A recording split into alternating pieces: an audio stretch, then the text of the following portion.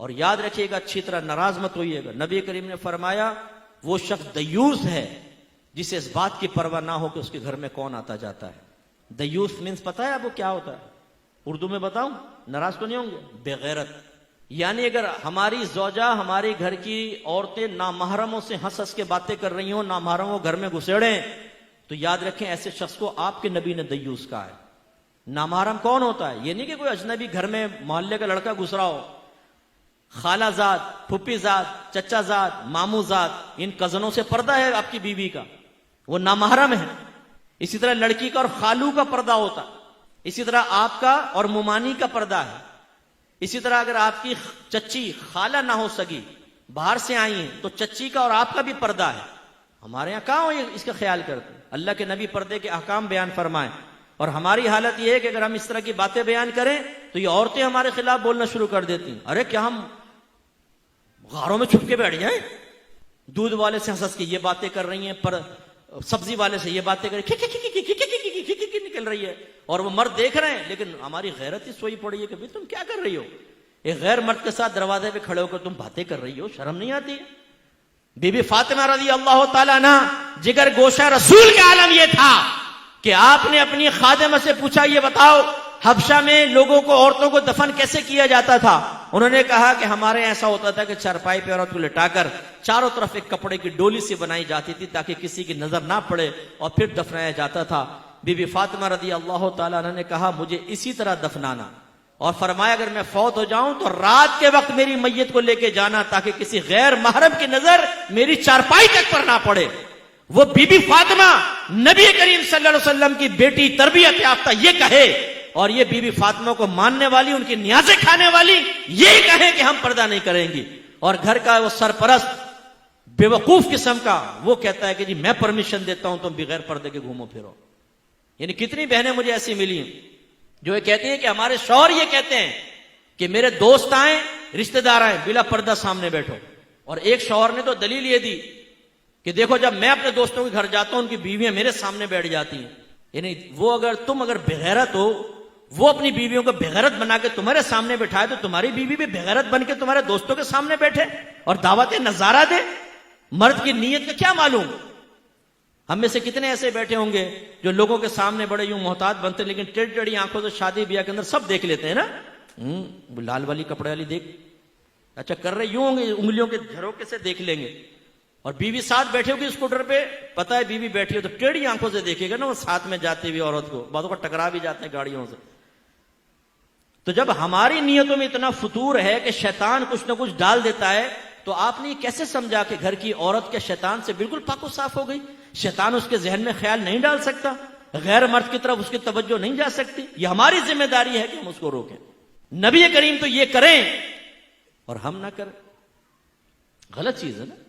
ایک مرتبہ نبی کریم صلی اللہ علیہ وسلم حجرے میں داخل ہوئے, سیدہ عائشہ صدیقہ رضی اللہ تعالیٰ عنہ کے پاس ایک شخص کو بیٹھے ہوئے دیکھا, چہرے انور کا رنگ بدل گیا, جلال کے آثار نمایاں ہوئے. سیدہ عائشہ نے عرض کیا رسول اللہ یہ میرے رضائی بھائی ہیں, یعنی ہم نے ایک ہی ماں کا دودھ پیا ہے. تو پھر سرکار کا جلال کم ہوا, یعنی جلال میں تشریف لائے کہ گھر میں اجنبی مرد کیسے. ایسے ایک مرتبہ ایک ہیجڑا تھا, اسے پکڑ کر لایا گیا سرکار کی بارگاہ میں, اور عرض کی صحابہ نے یا رسول اللہ دیکھیں اس نے اپنے ہاتھ اور پیر پر مہندی لگائی ہوئی, یہ عورتوں سے مشابہت اختیار کرتا ہے. یاد رکھیں ہیجڑا جو ہوتا ہے عورتوں کے پاس جائے گا تو مردوں کے حکم میں, اس سے پردہ واجب ہے عورتوں کو. اس میں بھی ہمارے مردوں کو پتہ نہیں ہوتا, عورتیں اندر گھسڑ دیتی ہیں ہیجڑوں کو تاکہ سوال کہ تمہاری شادیاں کیسی ہوتی ہیں, تم جب مرتے ہو تو کیسے دفناتے ہیں؟ ارے بھائی وہ تمہارے لیے اجنبی مرد کی مثل ہے اور مردوں کے لیے عورتوں کی مثل ہے, یاد رکھیں. لہذا آپ کبھی کبھی سگنل پہ رکتے ہیں, وہ آ جاتا تالیاں بجاتا ہوا, ارے بھائی کچھ دے دے, تو بھائی لگ جاتا اس کے ساتھ. اچھا کیا نام ہے تیرا؟ زلیخا ہے. اچھا یہ وہ, ارے بھائی وہ آپ کے لیے نامحرم ایک طرح سے. اب آپ دیکھیے وہ ادھورا مرد ہے لیکن ہاتھ پاؤں میں مہندی لگائی, صحابہ کرام پکڑ کر لے آئے, یا رسول اللہ اس نے ہاتھ پاؤں میں مہندی لگائی ہے, مردوں کے ساتھ مشابہت اختیار کی ہے. سرکار نے ارشاد فرمایا اس کو مدینے سے باہر نکال دو, جلا وطن کر دیا. صحابہ نے کہا یا رسول اللہ اجازت دیں کہ ہم اس کی گردن اڑا دیں کہ عورتوں سے مشابہت اختیار کرتے. سرکار نے فرمایا نہیں, اس کو مدینے سے باہر نکال دو. اتنے سینسیٹیو تھے میرے آقا. اس نے ہاتھ پاؤں میں مہندی لگائی عورتوں سے مشابہت کے قصد و ارادے کے ساتھ سرکار نے فرمایا جلا وطن ہو جاؤ. میں ان نوجوانوں سے کہتا ہوں جو پونیاں بنا کے کھڑے ہوتے ہیں, دور سے کوئی نوجوان دیکھتا ہے خواہ وہ خوش فہم مبتلا ہے, لڑکی کھڑی چلو باتیں کرتے ہیں, قریب سے گزرتا ہے تو دیکھتا ہے وہ لمبی لمبی مونچھیں, آگے محمد اکرم کھڑا ہوا ہے, کان میں بندے پہن لیں گے نا, ہاتھ میں کڑے چڑھا لیں گے, چھلے کڑے پہن لیں گے. یعنی اللہ نے مرد بنایا, تمہیں ابھی تک اپنے مرد ہونے کا یقین حاصل نہیں ہے, یہ تمہیں عورتیں بننے کا بہت شوق ہے. اللہ نے مرد بنایا, مرد بنو. میرے آقا صلی اللہ علیہ وسلم نے کیوں یہ فرمایا؟ ممبر پہ بیٹھے, ایک ہاتھ میں ریشم لیا, ایک ہاتھ میں سونا لیا, اور فرمایا دونوں چیزیں میری امت کے مردوں پر حرام ہیں. کیوں؟ علماء نے اس کی وجہ یہ لکھی, جب آدمی ریشم پہنتا ہے نا تو نزاکت آ جاتی, جب سونا پہنتا ہے تو جب زیور ہاتھ میں پہنتا ہے نا اس سے بھی نزاکت آ جاتی. اور سرکار نہیں چاہتے تھے کہ صحابہ کرام نازک بن جائیں عورتوں کی مثل, کیونکہ وہاں تلواریں اٹھانی تھیں, وہاں جہاد کرنا تھا, وہاں کفار سے مقابلہ کرنا تھا. نہ یہ کہ بن ٹھن کے چمکتے بھڑکیلے کپڑے پہن کے مٹکتے ہوئے یہاں جا رہے ہیں, مٹکتے ہوئے یہاں جا رہے ہیں, یہ نہیں, مقابلہ کرنا تھا. آج ہمارے نوجوانوں کی حالت دیکھیں, گھر سے باہر ایسے نکل رہے ہوتے ہیں جیسے شادی میں جا رہے ہیں, لیکن وہ کہیں نہیں, وہ فٹ پاتھ پہ آئیں گے, پپو پان والے کے پاس کھڑے ہو جائیں گے, وہ پوچھیں داڑھی صاف, بال ایسے یہ چھجا بجا نکال کر پف وف, 200-300 روپے نائی کو دینے کے بعد مکمل طور پہ انگریز کی شکل بننے کے بعد پھر آئینے میں دیکھ کر اپنے آپ سے کہتے ہیں راج تو ہیرو لگ رہا ہوں. پھر باہر نکل کے ذرا اٹکتے مٹکتے ہوئے جوتے اونچی اڑی کے کڑاک کڑاک کڑاک کرتے ہوئے پہنچتے ہیں, کیسا لگ رہا ہے تیرا بھائی؟ سامنے والا کہتا ہے یار بالکل انگریز کی طرح لگ رہا ہے. یہ خوش ہونے کی بات تو نہیں. اگر کسی نے آپ کو کہہ دیا انگریز کی طرح لگ رہا ہے, کون سا کمال. کاش کوئی کہتا کہ بالکل تم تو نبی کریم کی سنت کی چلتی پھرتی تصویر نظر آ رہے ہو, تو کمال تھا نا. تو ہماری حالتیں یہ ہیں کہ ہم نبی کریم کی اطاعت کے لیے تیار نہیں ہیں.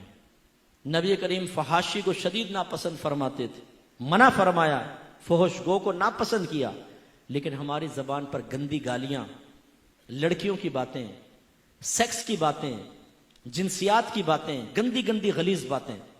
گروپ بنائے ہوتے ہیں, نوجوانوں کو قریب کرتے ہیں, انہیں ذہن بناتے ہیں کہ تم تو کیا لڑکی کی طرح شرماتے ہو, یار یہ کرنا چاہیے, یہ کرنا چاہیے, یہ کرنا چاہیے.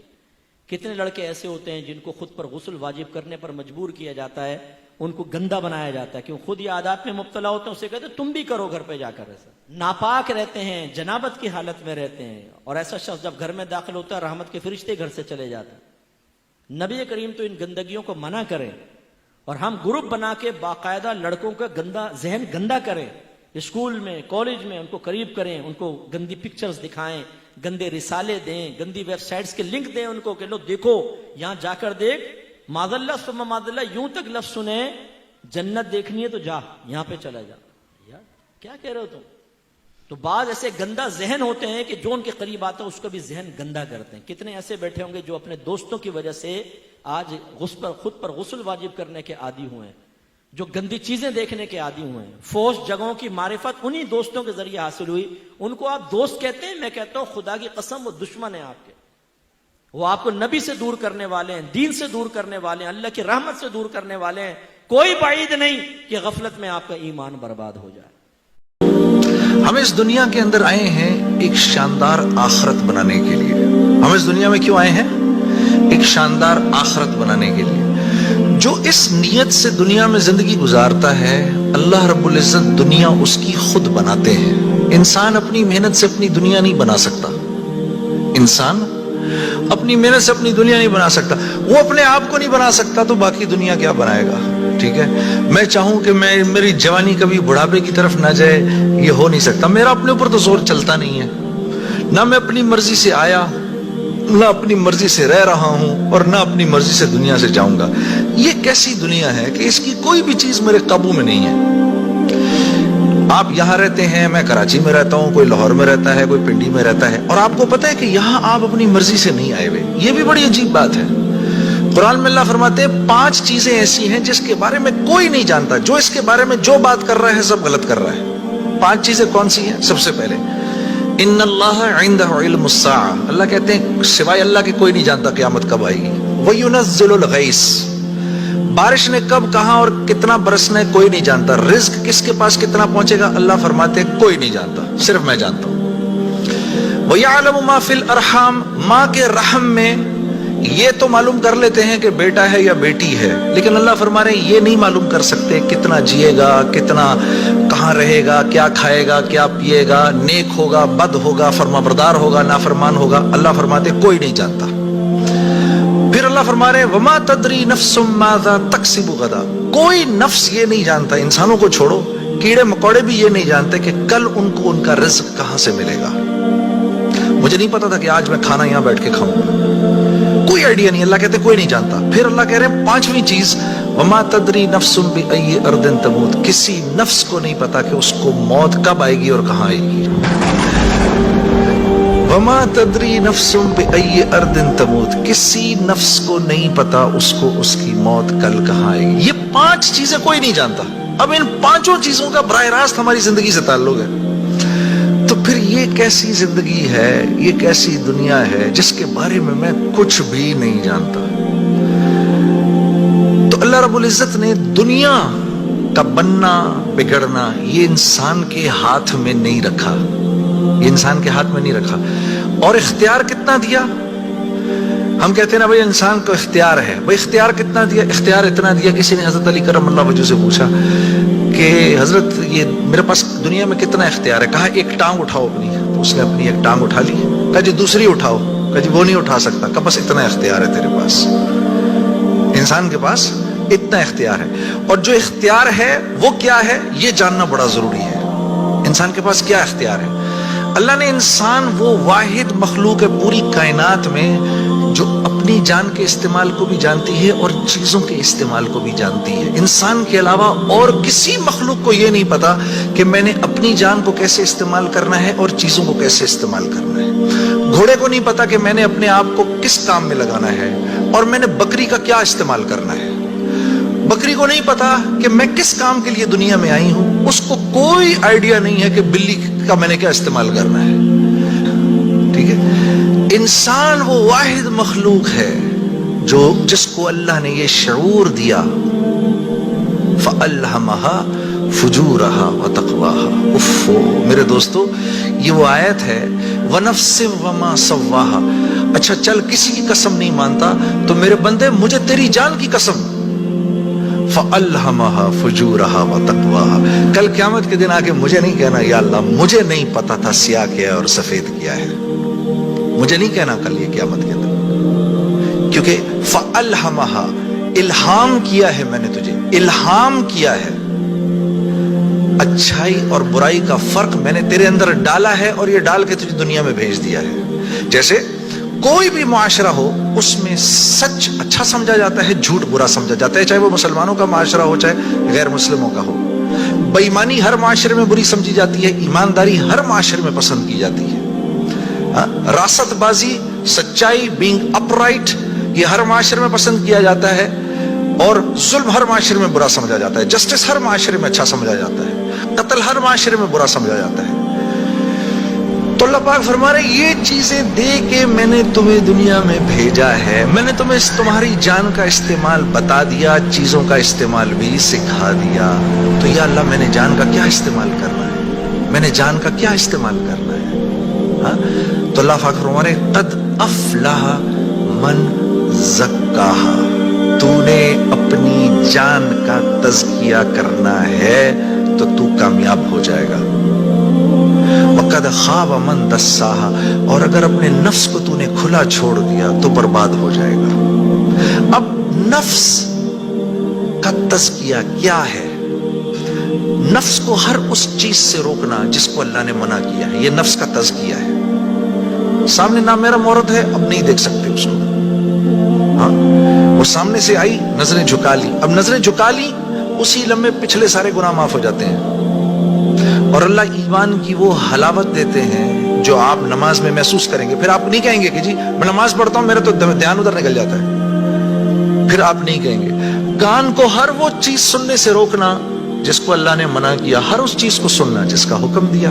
ہاتھ کو ہر اس جگہ استعمال کرنا جس کا حکم، ہر اس چیز سے روکنا جس سے منع کیا۔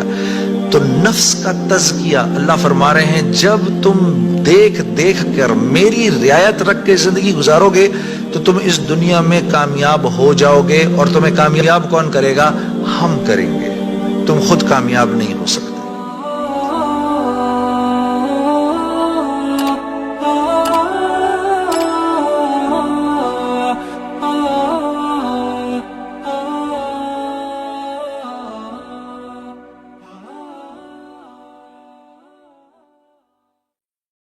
गरीब आदमी को कर्ज की ज़रूरत पड़ गई, 1000 दिनार चाहिए। मैं कह चुका हूँ कि दिरहम चांदी का होता था, दिनार सोने का। अब 1000 दिनार लेना है। तो जिस बंदे से उसने कहा, अगरचे वो नेक बंदा था, उसने कहा यार 1000 दिनार दे दो। तो कहने लगा कोई गवाह है तेरे पास?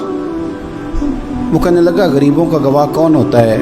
हाँ एक गवाह है। कहा कौन? का मेरा रब, वो तेरे और मेरे बीच गवाह है। उसने कहा कोई कफील, अगर तू पैसे ना दे सके तो वो बाद में दे दे, या तुझे कुछ हो जाए तो वो दे दे। उसने कहा कफील भी मेरा अल्लाह ही है। मेरे पास अगर है तो रब करीम का नाम है, अगर एतमाद कर सकता है तो कर ले। बंदा नेक था, उसने कहा रब के नाम पे, रब की किफालत पे, अल्लाह को गवाह बना के मैं तैयार हूं तुझे 1000 देने को। उसने 1000 दिनार दे दिया। वक्त वापसी का तय हो गया। वो चला गया पैसे लेके। उसने पूरी मेहनत की कि मैंने वक्त पे पैसे लौटाने, पूरी मेहनत भी कर ली, अल्लाह ने मदद भी कर दी, पैसे भी उस तारीख को उसे मिल गए। बाद लोगों का तो लौटाने का दिल ही नहीं ना होता। फरमाया हदीस पाक में कि तू लौटाने का इरादा कर, रब तेरी मदद भी फरमाएगा। लेकिन यहाँ बहुत सारे लोग कहते हैं खैर है, इरादा ही नहीं। तो फिर जिस तरह का बंदे का गुमान हो, रब भी उसी तरह का मामला फरमाता है। उसने पैसे जमा भी कर लिए और वापस देने को तैयार भी हो गया, लेकिन रास्ता बहरी जहाज का था, कश्ती का था, दरिया के रास्ते वापस आना था। अब वो जब आ गया दरिया के किनारे तो बड़ी कोशिश की, पर वहाँ उसे कोई कश्ती नहीं मिली। वक्त पे पैसे लौटाने हैं, सफ़र करना है, अब सवारी मुयस्सर नहीं है। सोच सोच के परेशान था कि मैंने तो अल्लाह के नाम पे लिए। अचानक दिल में एक तजवीज़ आई। उसने एक लकड़ी ली, लकड़ी को अंदर से खोला, 1000 दिनार उसमें भरा। बुखारी पढ़ रहा हूँ। और साथ एक ख़त भी लिखा कि यार मैं पैसे पहुँचाना चाहता था पर मुझे कोई चीज़ नहीं मिली, दरिया के उस पार आने, अल्लाह के नाम पर तेरी तरफ रवाना कर रहा हूँ। और ये कह के वो लकड़ी दरिया में रख दी। वो लकड़ी डूब गई है, वापस आ गया। वो जिसने पैसे लेने थे वो ऐन मुकर्ररा वक्त पर दरिया किनारे आया। सुबह से सरे शाम तक उसने इंतज़ार किया। दिल ढलने लगा तो दिल में ख्याल आ गया कि यार नहीं, उसने देने ही नहीं, झूठा वादा कर गया, पहुंचा ही नहीं वक्त पे। अब जब वापस लौटने लगा तो अचानक दरिया में एक लकड़ी तैरती हुई दिखाई दी। कहने लगा ले जाता हूँ, शाम को रोटियां पकाने के काम आएगी, ईंधन बना के जला लूंगा, हंडिया पक जाएगी। लकड़ी उठा के जलाने के लिए घर लाया। गुमान था कि वो नहीं आया वादा करके। अल्लाह को कफील और वकील बना के और गवाह बना के फिर भी नहीं आया। लकड़ी लेके घर गया, बुखारी है। और जब उसको चीरा ना कि मैं इसकी आग जलाऊंगा, खोला तो अंदर से 1000 दिनार भी निकल आया, खत भी निकल आया। अब जरा समझना, उसके दिल में बात किसने डाली कि तू लकड़ी में पैसे डाल दे? अल्लाह ने। उस बंदे को मुकर्ररा वक्त पे किनारे भेजा किसने? लकड़ी सिर्फ उसी के हाथ आई तो ये बंदोबस्त किया किसने?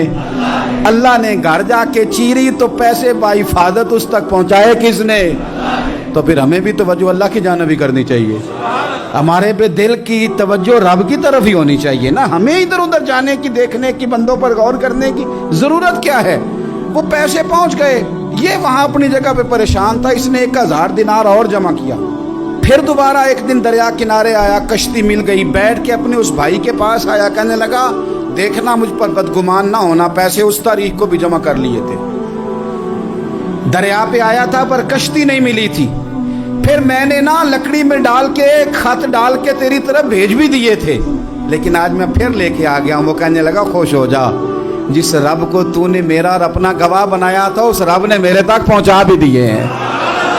जब लोग अल्लाह को गवाह बनाते हैं, रब की जानिब अपनी तवज्जो करते हैं, अपनी चाहतों, ख्वाहिशात और अपनी सारी चिट्ठियां अपने रब करीम की रहमत की तरफ रवाना करते हैं, फिर अल्लाह अपने बंदों को मायूस नहीं करता। अल्लाह अपने बंदों को नवाज देता है। अल्लाह तबारक व तआला अपने बंदों पे करम नवाजी करता है। दीन की बात फैलाना सदक़े जारिया है। सवाब की नीयत से वीडियो को शेयर जरूर कीजिए। जज़ाकल्लाह। एक गांव में मैं कभी नहीं भूलूंगा, मैं नया नया तबलीग में था। हम एक गांव में पहुंचे, पैदल थक हार के, अभी सामान रखा ही था कि मस्जिद के इमाम आए। उन्होंने माँ बहनों बेटियों की गालियां निकाली, इतनी गलीज गालियां कि जमीन कांप उठे, आसमान थर थर आ जाए। और मैं बिल्कुल नया था, تو انہوں نے بستی کے لوگ بلائے، انہوں نے ہمارے بستر اٹھا کے باہر پھینک دیے، اور پھر انہوں نے فرمایا مسجد دھوو، مسجد ناپاک ہو گئی ہے۔ مسجد میں تو کافر بھی آ جائے تو ناپاک نہیں ہوتے۔ میرے نبی کے پاس کافر ملنے آتے تھے، مسجد میں بٹھائے جاتے تھے۔ طائف کے کافر آئے، میرے نبی نے مسجد میں بٹھایا، یہ تو نہیں فرمایا مسجد دھو دو۔ آئے ہائے، اتنا تعصب! انہوں نے ہمارے بستر باہر پھینک دیے، کہ نکل جاؤ، نہ تسی نبی دے منن والے، نہ تسی نبی دے عاشق۔ تو مجھے تو کوئی پتہ نہیں تھا، میں تو کالج سے سیدھا تبلیغ میں آیا، دین کا زیادہ پتہ نہیں تھا، یہ فرقوں کا بھی کوئی پتہ نہیں تھا، لیکن میں خود اپنے اندر تجزیہ کر رہا تھا، یہ کیسے دعویٰ کر رہا ہے کہ میں عاشق رسول ہوں؟ یہ مسجد میں ماں بہنوں کی گالیاں نکال رہا ہے اور کہتا ہم عاشق رسول ہیں، اور یہ جو گالیاں کھا کے چپ، اور ایک لفظ نہیں بولے، ایک لفظ، اور چپ کر کے بستر اٹھا کے ان کو دعائیں دیتے ہوئے آگے نکل گئے۔ میں نے کہا اگر یہ گستاخ رسول ہیں تو پھر کیا ان کو عاشق رسول کہا جا سکتا ہے کہ جو مسجد میں کھڑے ہو کے ماں بہن کی گالیاں دے رہے ہوں اور مصلی رسول پر بھی کھڑے ہو رہے ہوں؟ میرے بھائیو، میں ہاتھ جوڑتا ہوں، میں ہاتھ جوڑتا ہوں، نکلو تعصب سے، نکلو تعصب سے نکلو۔ میں نے 3 گھنٹے ہو گئے مجھے بات کرتے ہوئے، میری کوشش رہی ہے کہ میں اسلام کو اجاگر کروں۔ فلانا بھیڑا ہے، ہم چنگے ہیں، اسا چنگے ہیں تو بیڑن، اسا سچے ہیں تو کوڑن، اسا حق تھے تو باطل تھے، اسی عاشق تھے گستاخ۔ میں بھی کہہ سکتا ہوں، میں بھی تمہارے اندر نفرت کی آگ بھڑکا سکتا ہوں، لیکن میں نے اللہ کو جان دینی ہے، میرے اس بول کا مجھ سے حساب لیا جائے گا، مجھے اپنے اللہ کو جواب دینا ہے۔ امت کو توڑنے والا بول، امت کو توڑنے والا بول، یہ تو میرے بھائیوں کلمہ کفر کے قریب چلا جاتا ہے۔ تو امت بنو، امت بنو، امت بنو، ایمان والے بنو، اسلام والے بنو، باقی ساری نسبتیں ہٹا دو۔ تم سے پوچھو تم کون ہو، کہو جی ہم مسلمان ہیں۔ میں ایک جگہ تھا تو ایک ادھیڑ عمر شخص مجھ سے کہنے لگے، پرانی بات ہے بیٹا تم کون ہو؟ تو اس نے چند فرقوں کے نام لیے، یہ ہو، وہ ہو، وہ ہو۔ میں نے کہا نہیں چاچا، میں مسلمان ہوں۔ وہ اس کو ایک کرنٹ لگا، وہ کہنے لگا بیٹا میری اتنی عمر گزر گئی، میں نے یہ جواب کسی سے نہیں سنا، تم نے یہ کہاں سے سیکھا ہے؟ میں نے کہا میں نے یہ تبلیغی جماعت میں سیکھا ہے، وہ ہمیں سکھاتے ہیں کہ ہم مسلمان ہیں اور ایک دوسرے کی قدر کرنا ہم پر فرض ہے، رائے کا اختلاف برداشت کرنا ہم پہ فرض ہے۔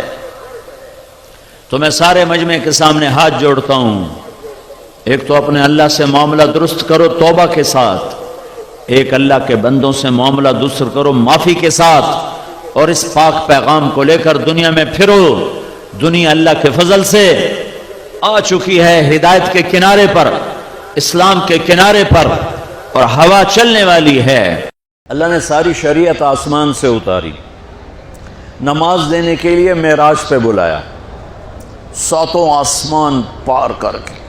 پہلے آسمان پر جب آپ پہنچے تو آدم علیہ السلام پھولوں کے ہار، دوسرے آسمان پر پہنچے تو یحییٰ زکریا عیسیٰ ویلکم استقبالیہ جماعت، تیسرے آسمان پر پہنچے تو یوسف علیہ السلام، چوتھے آسمان پر گئے تو ادریس علیہ السلام، 5ویں آسمان پر گئے تو ہارون علیہ السلام، 6 آسمان پر گئے تو موسیٰ علیہ السلام۔ یہ سب استقبالیہ جماعت تھی۔ 7ویں آسمان پر پہنچے تو ابراہیم علیہ السلام، وہاں سے آگے گئے تو سدرۃ المنتہا، کائنات کا border, and of the universe. وہاں جا کے جبریل کہنے لگے یا رسول اللہ اس سے آگے میں اتنا بھی گیا تو جل کے راکھ ہو جاؤں۔ آگے آپ کیسے گئے وہ اللہ جانتا ہے یا اللہ کا رب یا اللہ کا نبی جانتا ہے۔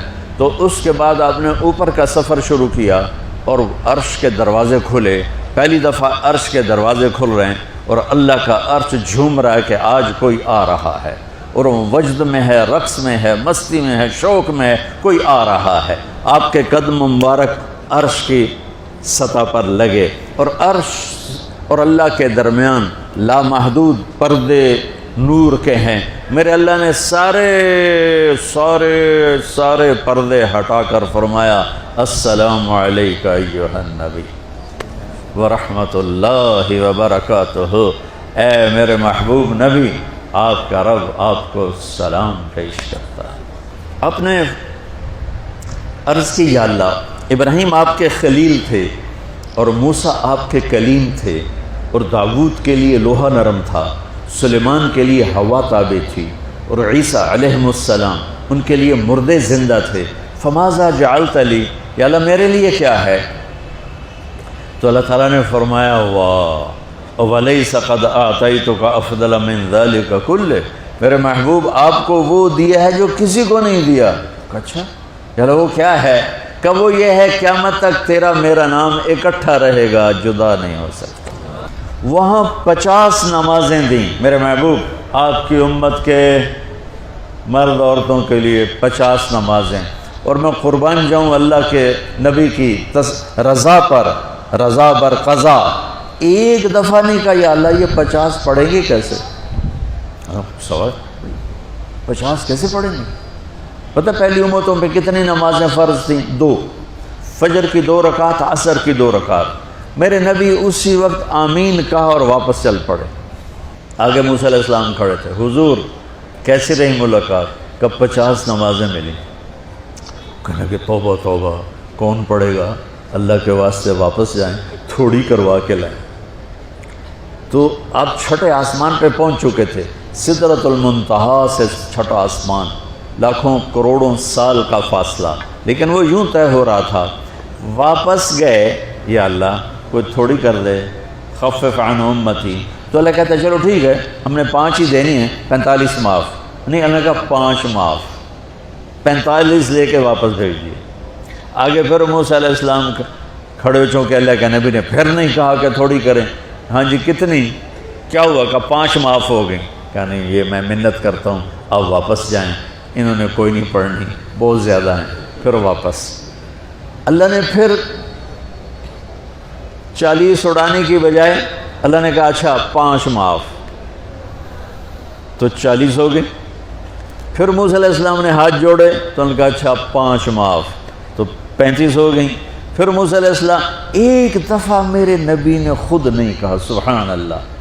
آپ کی ایک دعا ہے، اللہم انی اسألک الرضا بعد القضاء، یا اللہ مجھے اپنی تقدیر پہ راضی کر دے، جو تو کہے میں سر جھکا دوں اس کے سامنے، میرا کام ہی ہو تیرے آگے سر جھکا دیں۔ 35 یا رسول واپس، اللہ نے کہا چلو 5 اور کم، 30، پھر واپس انہوں نے بھیجا، پھر 5 اور کم، چلو میرے محبوب 25، پھر واپس چلو میرے محبوب 20، پھر واپس میرے محبوب 15، پھر واپس میرے حبیب 10، پھر واپس میرے حبیب 5 پہ آگے۔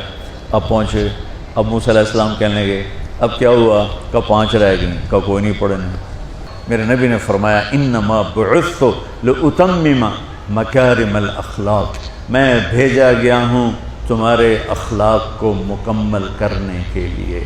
اور 90% اخلاق، سب نوجوان بچے بچیاں بیٹھے ہو مجھے دیکھو، 90% اخلاق یہاں چھپے ہوئے ہیں۔ یہاں میرے نبی نے فرمایا ابو ذر الا انبئک بعملین خفیف معونتہما عظیم اجرہما والذی نفسی بیدہ لم یأت الثقلان بمثلہما۔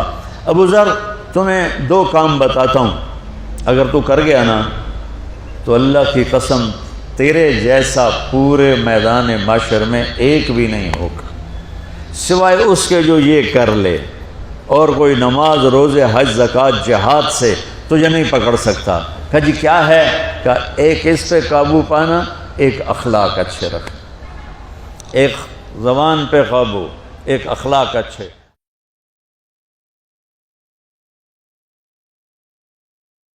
اب اگر تم جاننا چاہو کہ مومن کسے کہتے ہیں تو سن لو، اس کی ڈیفینیشن یہ آ گئی۔ اب یہ میں نے سورہ انفال کے دوران بھی اس کو وضاحت کیا تھا کہ اس کے 2 حصے جو اس ڈیفینیشن کے، سورہ انفال میں دوسری آیت، دوسری تیسری، اور ادھر آخر سے پہلی آیت جو ہے اس میں ان کو دونوں کو علیحدہ کر دیا گیا. یہ ہے گویا کہ comprehensive definition of a Muslim, of a مومن. Who is a مومن؟ انما المؤمنون الذين آمنوا باللہ ورسولہ ثم لم يرتابوا. مومن تو بس صرف وہ ہے جو ایمان لائے اللہ پر اور اس کے رسول پر، پھر شک میں ہرگز نہیں پڑے. لم يرتابوا، پھر وہی جہاد میں لم، ہرگز کوئی شک نہیں پیدا کیا، یعنی یقین بن گیا، ایمان دل کے اندر راسخ ہو گیا. جیسے کہ فرمایا صحابہ کرام کے بارے میں وَلَٰكِنَّ اللَّهَ حَبَّبَ إِلَيْكُمُ الْإِيمَانَ وَزَيَّنَهُ فِي قُلُوبِكُمْ. تمہارے دلوں میں کھبا دیا اس نے. جب تک ایمان دل میں داخل نہیں ہوا، دل میں راسخ نہیں ہوا، صرف زبان پر ہے آمنت باللہ وملائکتہ وکتبہ ورسلہ، یہ اسلام ہے. بنی الاسلام علی خمس، اس میں یقین قلبی شامل نہیں ہے. شہادت اللہ الہ الا اللہ وان محمد رسول اللہ، زبان سے گواہی کہ اللہ کے سوا کوئی معبود نہیں اور محمد اللہ کے رسول ہے. واقام الصلاۃ وایتاء الزکوٰۃ وصوم رمضان وحج البیت. اس لیے کہ ایمان ذرا کسی اور شے کا نام ہے. وہ ایمان کیا ہے؟ اس کے دو حصے کر دیے. اب یہ اس شہادت سے نیچے یقین قلبی والی بات ایڈ ہو جائے اور ادھر عمل میں جہاد ایڈ ہو جائے تو 7 چیزیں ہوں گی تو اب یہ مومن شمار ہوگا. 5 چیزیں تو اسلام کو تو ہونی ہے.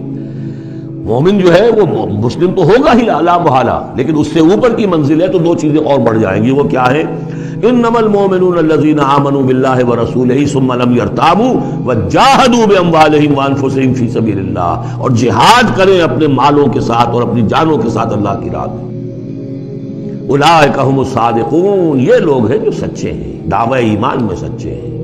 کہنا آسان ہے آمنت باللہ وملائکتہ وکتبہ، لیکن واقعتاً ایمان ہے یا نہیں اس کا جائزہ لے لو.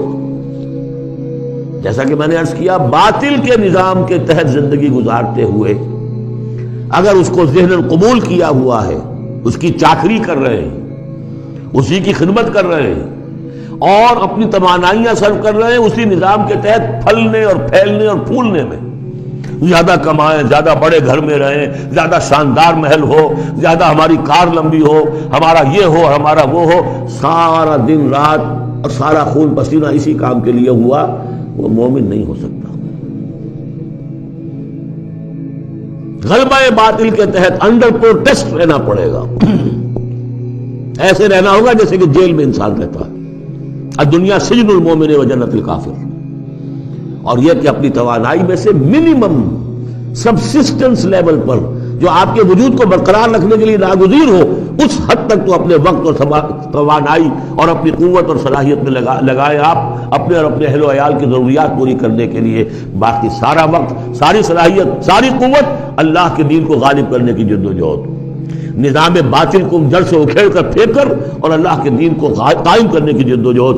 اگر یہ نہیں ہے، اگر یہ نہیں تو بابا پھر سب کہانیاں ہیں. پھر یہ اسلام کا دعویٰ ہے. اسلام تو ہے، مانے گا تم دنیا میں تم مسلمان عورت سے شادی کر سکتے ہو، مسلمان باپ کی وراثت تمہیں مل جائے گی، قانونی حقوق سارے تمہارے مسلمانوں کے ہوں گے، اسلامی ریاست میں تم مکمل شہری شمار ہو جاؤ گے، لیکن مومن شمار نہیں ہوگے اللہ کے ہاں. قالت الاعراب، یہ آیات تو ایسی ہیں کہ یہ یاد کر لیجئے آج کی رات.